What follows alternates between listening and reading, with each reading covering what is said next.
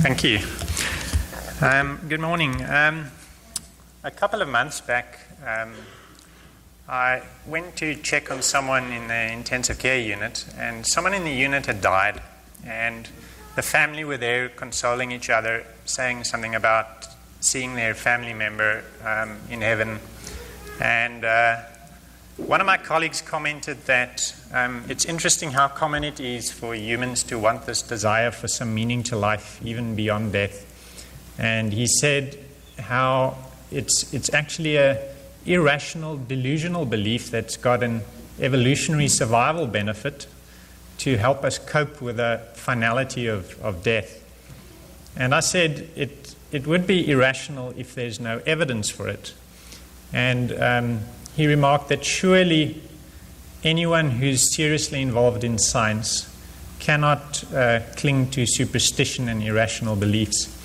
And it's fairly common that religion today is sort of under attack. It's seen as not relevant. And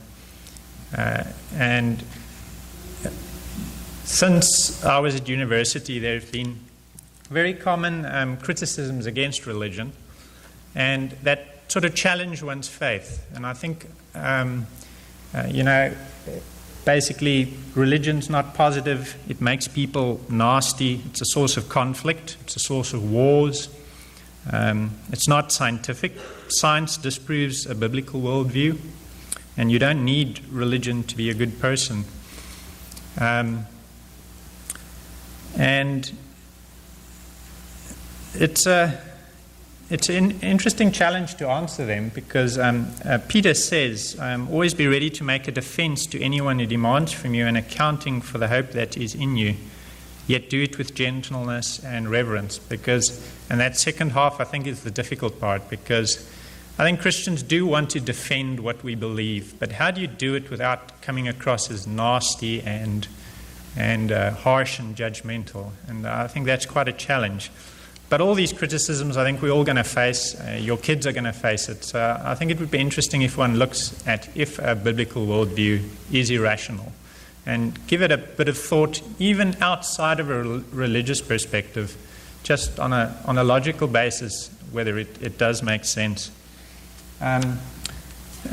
Elton John here says, from my point of view, I would ban religion completely, even though there are some wonderful things about it. The reality is that organized religion doesn't seem to work. It turns people into hateful lemmings, and it's not really compassionate. And that's, I think, a question all Christians have to answer. Does our religion turn us into hateful lemmings? Of course, one has to make a distinction between true religion and false religion, and that's where James 1:26 states it very nicely, that if any think they are religious and do not bridle their tongues, but deceive their hearts, their religion is worthless. And then he says what true religion is. Religion that is pure and undefiled before God the Father is this: to care for orphans and widows in their distress, and to keep oneself unspotted from the world. So true biblical religion should be very compassionate, and it shouldn't be judgmental and harsh. Matthew 7:13 also says that true religion is very rare. It says, for the gate is narrow and the road is hard that leads to life, and there are few who find it. And Matthew 7:16 says how you recognize true Christians, that you will know them by their fruits. Of course, if you go according to Elton John's philosophy there, that organized religion doesn't work, so it should be banned, then of course you've got to say, I'm not going to go to the gym anymore. Gyms should be banned because there's so many out of shape people there.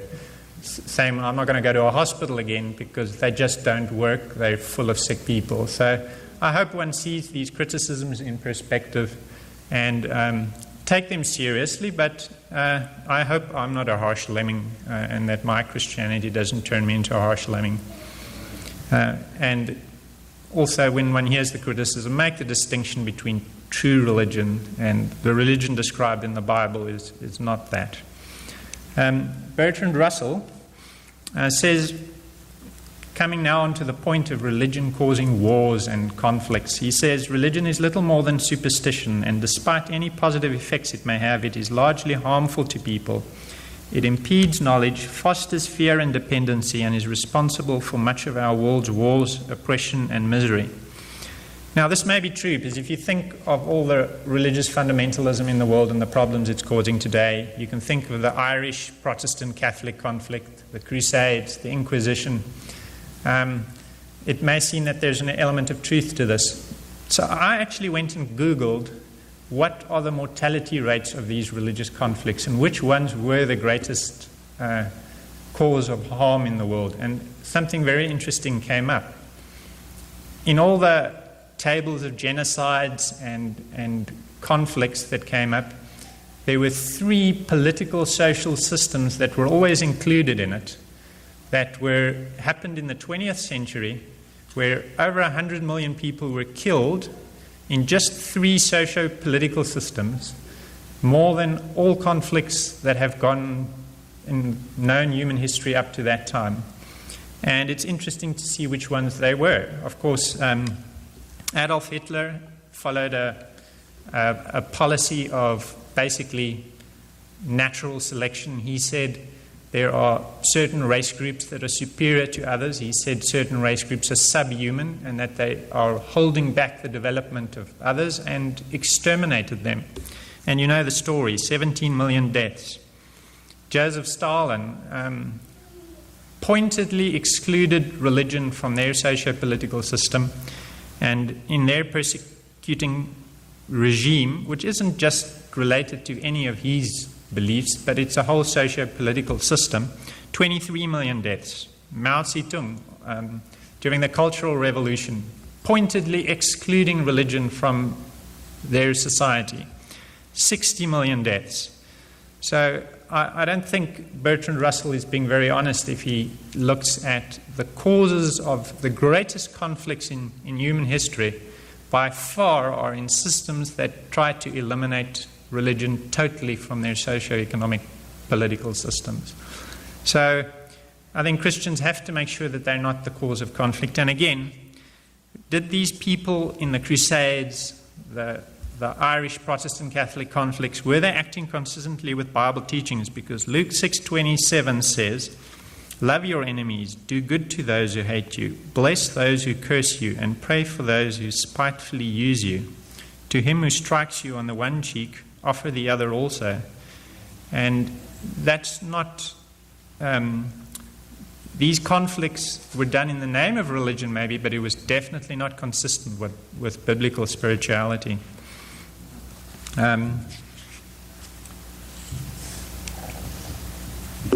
Worldviews are very interesting things.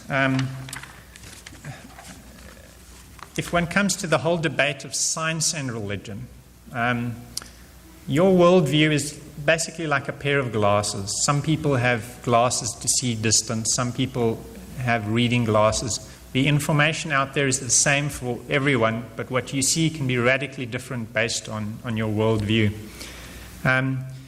Now, I sort of noticed since I was at university, I've always attended these debates on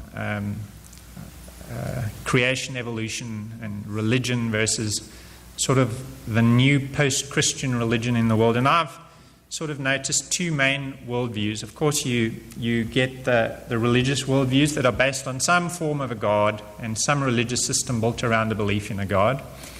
And then people who don't see evidence for a God, then of course, usually it centers around the debates of origins. Where do we come from? If the evidence shows that life originated naturally by spontaneous processes, sort of the modern evolutionary synthesis or neo-Darwinianism, then there, as Lee Strobel puts it, then God is out of a job.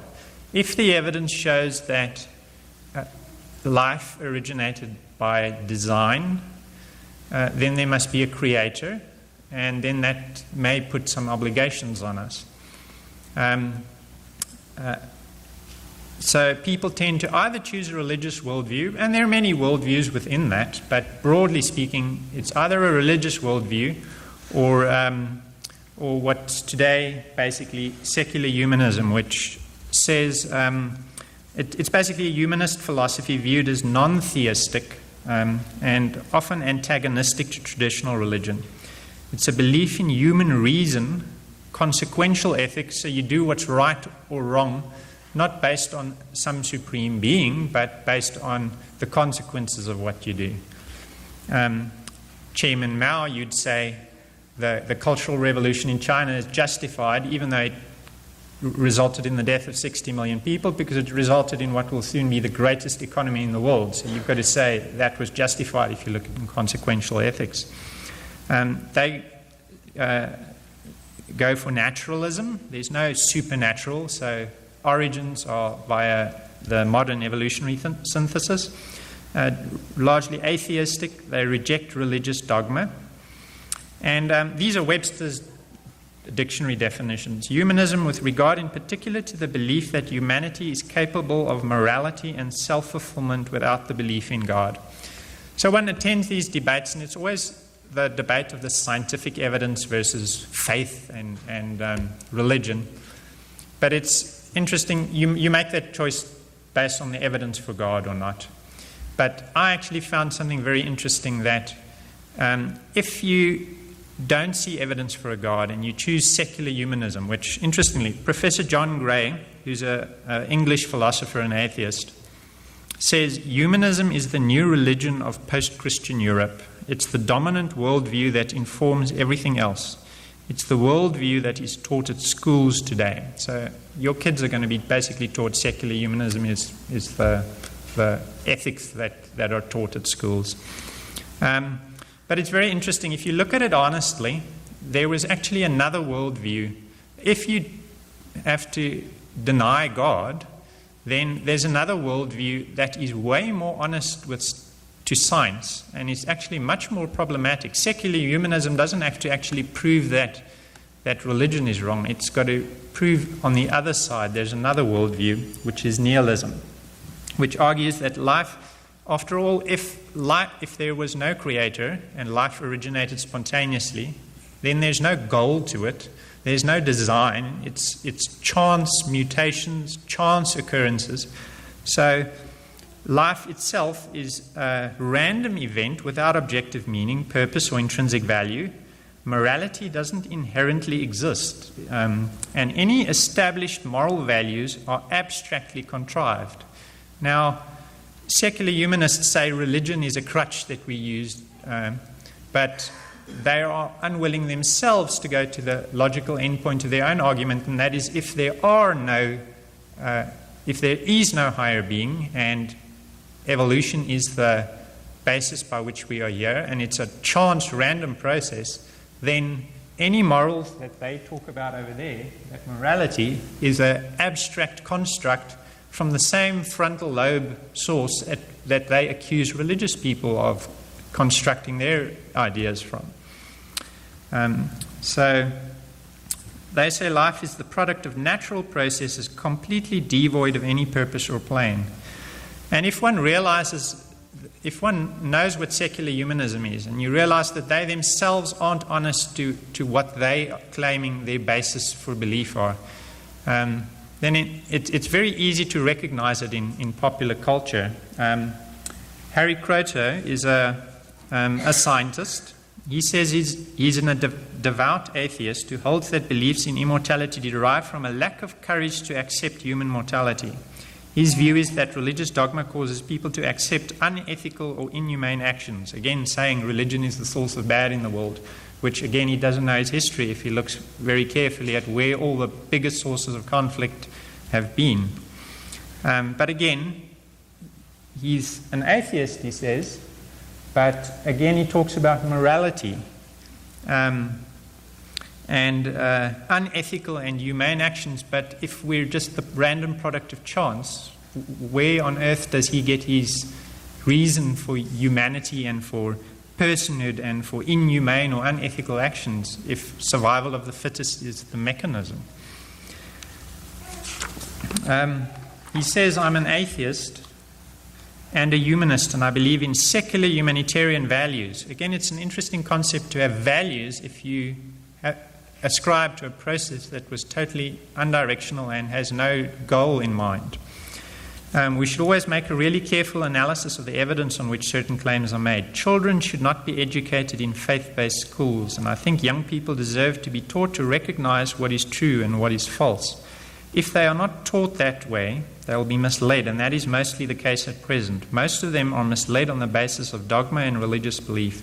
I think this is dangerous, and we see every day the danger caused in some part of the world in the name of religious dogma.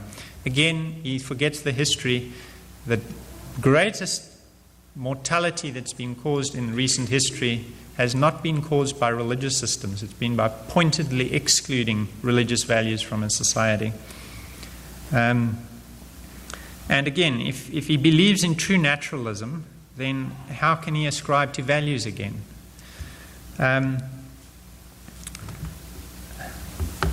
We see a lot of secular humanism in society around us. If you just look at John Lennon's very well-known song, Imagine There's No Heaven, Nothing to Kill or Die For, again suggesting that religion's the source of killing and conflict. And no religion. Well, I don't have to imagine a world without religion because Pol Pot, Stalin, Mao's already demonstrated that to us, what it would be like. I hope one can show your kids and recognize the secular humanist values do seem to be attractive on a certain level, but they're not actually true to the underlying principles that they themselves ascribe to. Coming just back to the science side of it, Richard Dawkins says, Richard Dawkins is probably one of the leading evolutionary biologists and critics of religion in the world.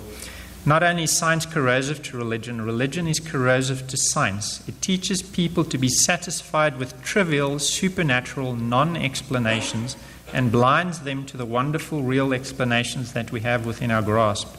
It teaches them to accept authority, revelation, and faith instead of always insisting on the evidence. He says,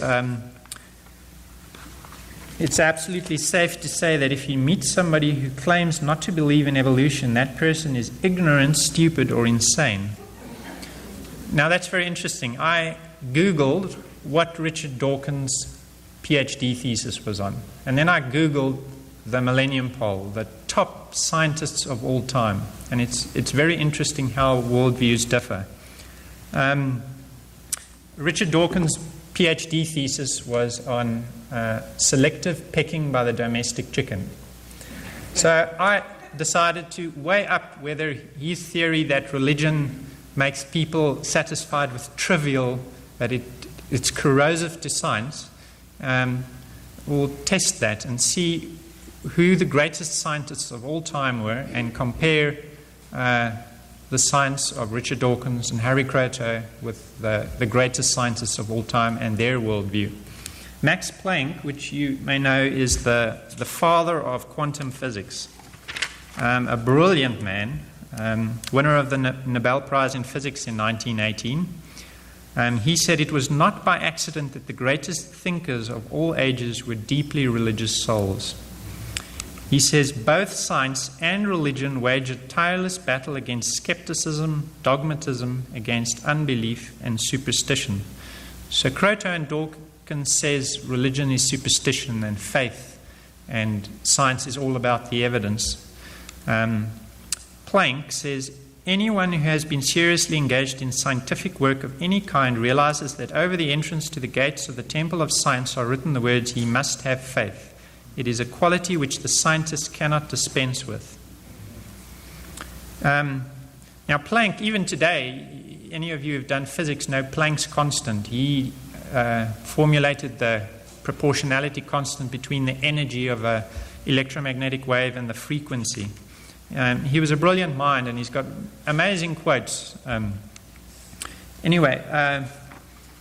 von Braun, you probably know him. German-American aerospace engineer, inventor of the Saturn V rocket, which took the first man to the moon. Without doubt, the greatest rocket scientist in history.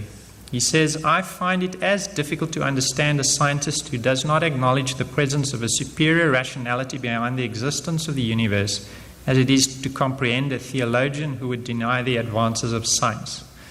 So while Richard Dawkins was, and I may sound like a harsh lemming, but to be an aggressive apologist, while Richard Dawkins is looking at selective pecking of chickens, Wernher von Braun sent someone to the moon in probably the most daring endeavor that man has done.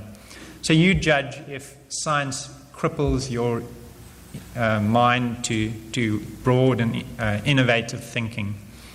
I want to ask Richard Dawkins if Wernher von Braun was stupid, ignorant, or insane. William Henry Bragg, he's a British chemist, mathematician, Nobel Prize winner in physics in 1915. He founded X-ray crystallography, which we still use to this day to analyze structure of chemicals. He says, "From religion comes a man's purpose, from science his power to achieve it.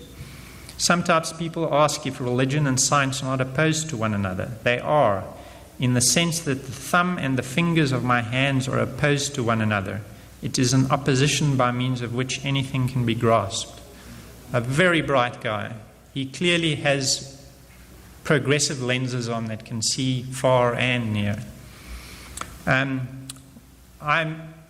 There are amazing quotes by the greatest scientists, but I just, for the length of it, I'm just going to breeze through the scientists who you may recognize. Wilder Smith. He got 3 doctorates. He said it's emphatically the case that life could not arise spontaneously in a primeval soup from its kind. Chandra Wickramasinghe, he's a well-known Sri Lankan-born British mathematician, astronomer and astrobiologist. He said, contrary to popular notion that only creationism relies on supernatural, evolutionism must as well, since the probabilities of random formation of life are so tiny as to require a miracle for spontaneous generation, tantamount to a theological argument. Fred Hoyle, he's an English mathematician and astronomer. He was the one that coined the phrase Big Bang. He didn't believe in it. Charles Townes, the discoverer of laser science, he said, "I strongly believe in the existence of God based on intuition, observation, logic, and scientific knowledge." He clearly had a different worldview to Richard Dawkins. Damidian, the discoverer of the MRI, he was a young earth creationist. Clearly his religion crippled his innovative thought. And then if one goes back right to the start of science, Copernicus, the first person to say that the Earth wasn't the center of the solar system. Blaise Pascal, the unit of pressure named after him, he was a Christian. He said, "There's a God-shaped vacuum in the heart of every man which cannot be filled by any created thing, but only by God, the Creator, made known through Jesus." There's a slightly different version of it, which is probably the more accurate one, translated from the French, which is even a nicer statement of that.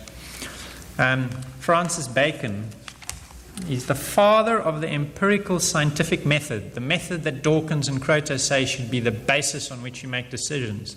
The father of the empiric scientific method said atheism, he rejected atheism as being the result of insufficient depth of investigation.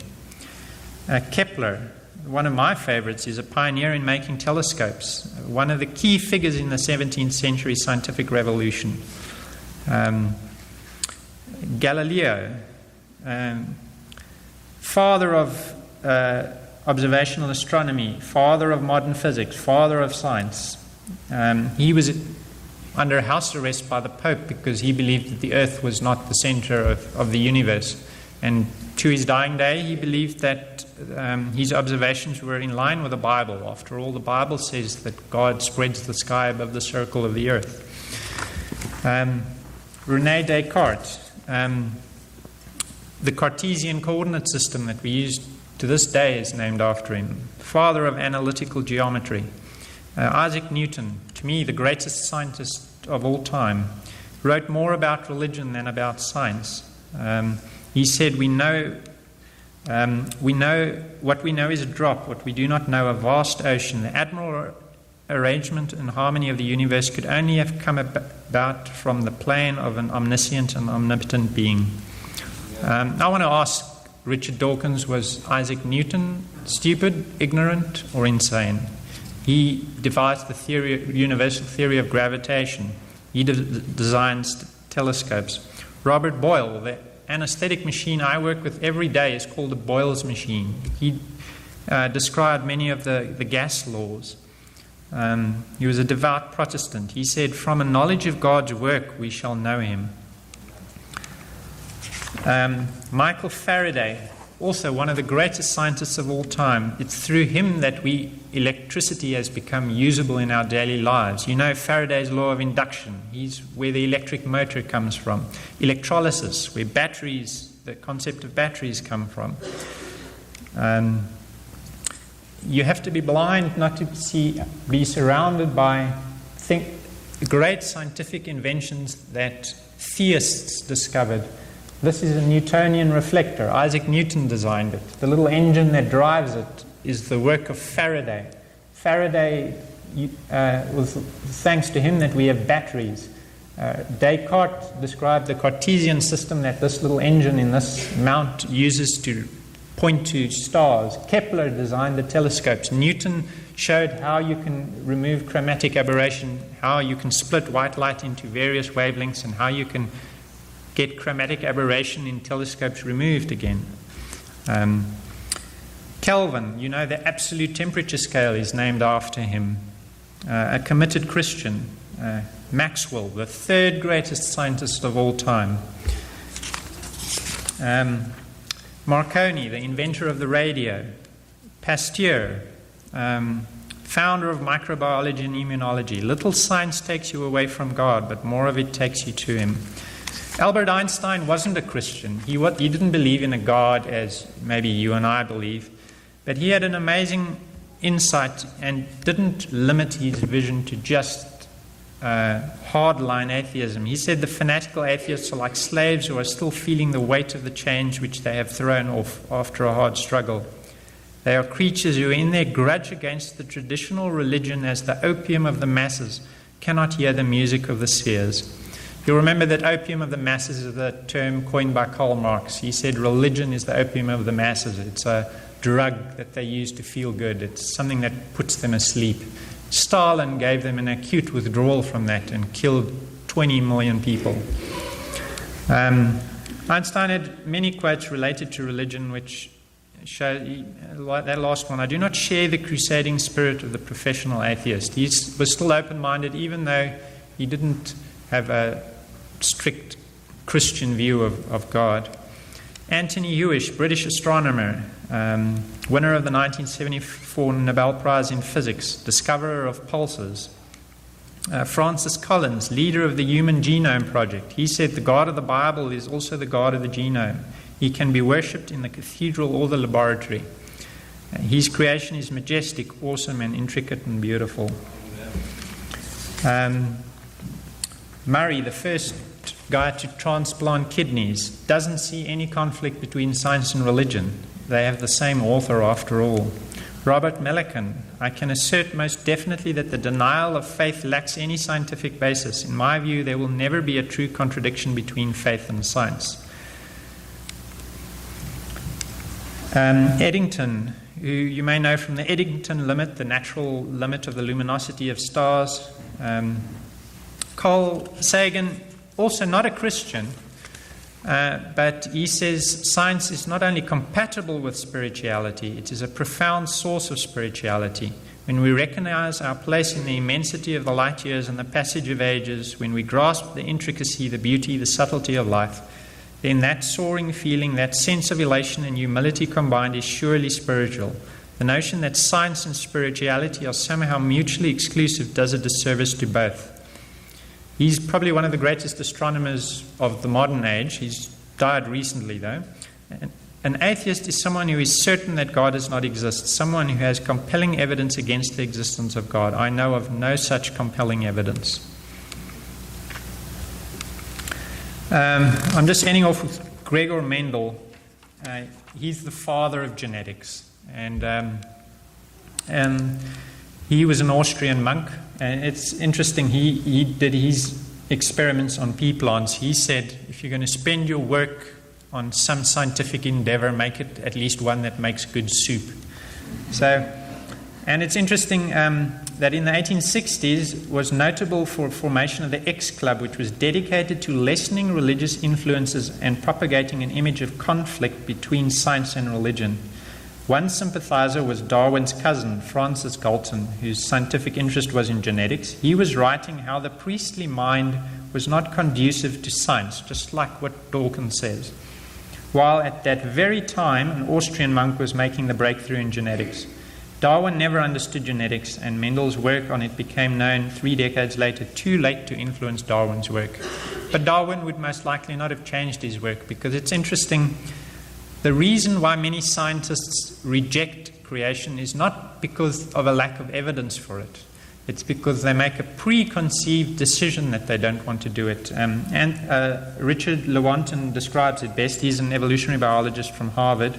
We take the side of science in spite of the patent absurdity of some of its constructs, because we have a prior commitment, a commitment to materialism. Moreover, that materialism is absolute, for we cannot allow a divine foot in the door. So he made up his mind before the time what worldview is, and that's not true science. I grew tired of looking up the list. It goes on, a long list. You can look, there's a modern scientific dissent from Darwinism, where it's a document. We are skeptical of the claims of the ability of random mutation and natural selection to account for the complexity of life. Careful examination for the evidence for Darwinian theory should be encouraged. Over 800 PhD scientists have signed this. You can look it up.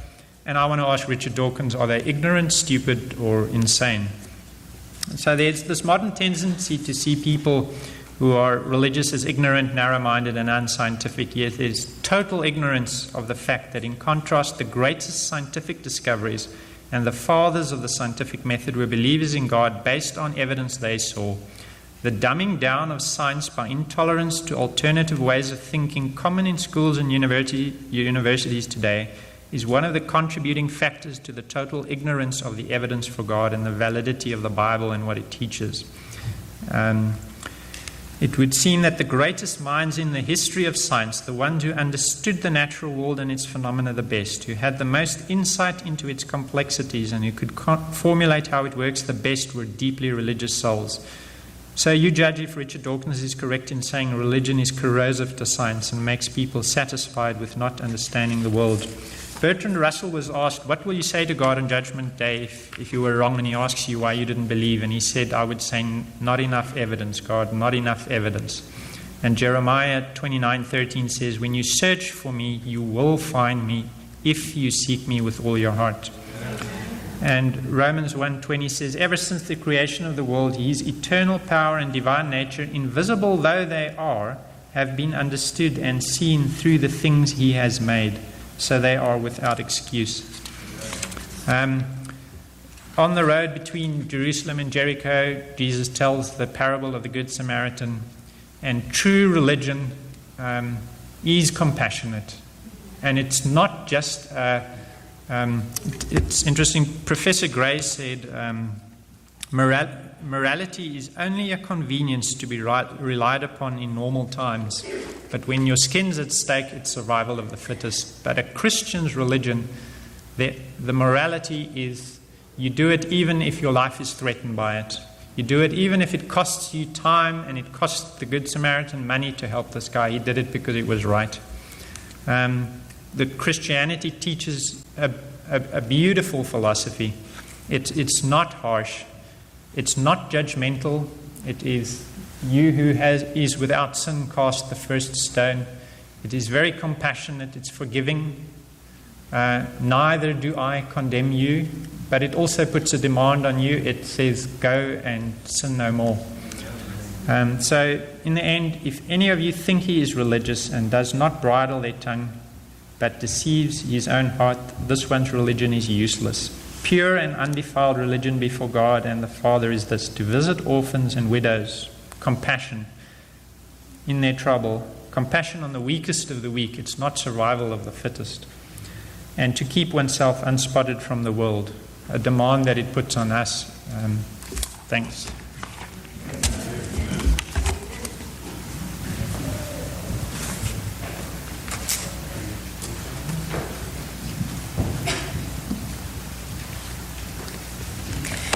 Our closing song is 511, I Know Whom I Have Believed, 511.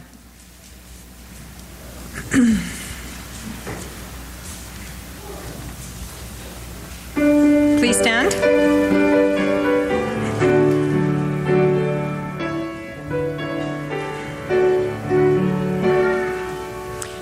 I know not why God's wondrous grace to me He hath made known, nor why unworthy Christ in love redeemed me for His own. But I know whom I have believed, and am persuaded that He is able to keep that which I've committed unto Him against that day. I know not how this saving faith to me He did impart, nor how believing in His word brought peace within my heart. But I know whom I have believed, and am persuaded that He is able to keep that which I've committed unto Him against that day. I know not how the Spirit moves, convincing men of sin, revealing Jesus through the Word, creating faith in Him. But I know whom I have believed, and am persuaded that He is able to keep that which I've committed unto Him against that day. I know not when my Lord may come, at night or noonday fair, nor if I walk the vale with Him, or meet Him in the air. But I know whom I have believed, and am persuaded that He is able to keep that which I've committed unto Him against that day.